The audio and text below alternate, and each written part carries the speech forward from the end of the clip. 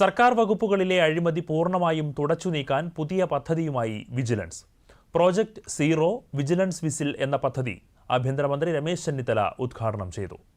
ചലച്ചിത്ര താരം നിവിൻ പോളി ആദ്യ വിജിലൻസ് കമാൻഡോ ആയി.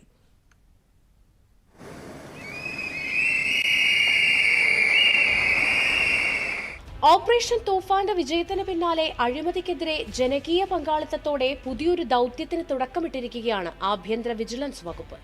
അഴിമതിരഹിത സമൂഹം സൃഷ്ടിക്കുന്നതിൽ സംസ്ഥാനത്തെ യുവജനതയെ സജ്ജരാക്കുകയാണ് പദ്ധതിയുടെ പ്രധാന ലക്ഷ്യമെന്ന് ആഭ്യന്തര വകുപ്പ് മന്ത്രി രമേശ് ചെന്നിത്തല പറഞ്ഞു.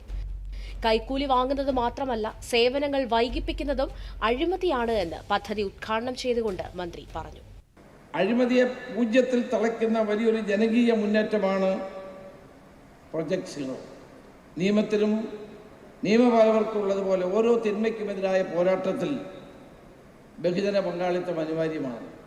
കൈക്കൂലി കുടിക്കില്ലെന്നും ആരെങ്കിലും ചോദിച്ചാൽ വിളിച്ചു പറയുമെന്നും ജനങ്ങൾ തീരുമാനിച്ചാലോ വിജിലൻസ് വിസിൽ, വിജിലൻസ് കമാൻഡോസ്, അതാണ് നിങ്ങളുടെ ഏറ്റവും പ്രാധാന്യം. ചടങ്ങിൽ ചലച്ചിത്ര താരം നിവിൻ പോളി ആദ്യ വിജിലൻസ് കമാൻഡോ ആയി.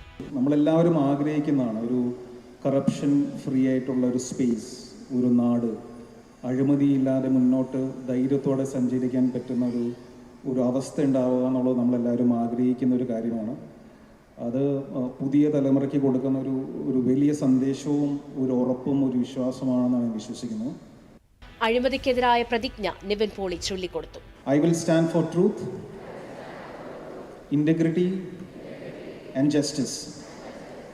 Together we will build a corruption-free nation. സർക്കാർ ജീവനക്കാരുമായി ബന്ധപ്പെട്ട അഴിമതികൾ വിജിലൻസിനെ അറിയിക്കാൻ പുതിയ ടോൾ ഫ്രീ നമ്പറും ഏർപ്പെടുത്തിയിട്ടുണ്ട്. 1064 എന്ന നമ്പറിൽ വിളിച്ച് അഴിമതിക്കാരുടെ വിവരങ്ങൾ പങ്കുവയ്ക്കാം. വ്യക്തിവിവരങ്ങൾ പൂർണ്ണമായും രഹസ്യമായി സൂക്ഷിക്കുന്നതാണ്. ദൂരദർശൻ ന്യൂസ്, തിരുവനന്തപുരം.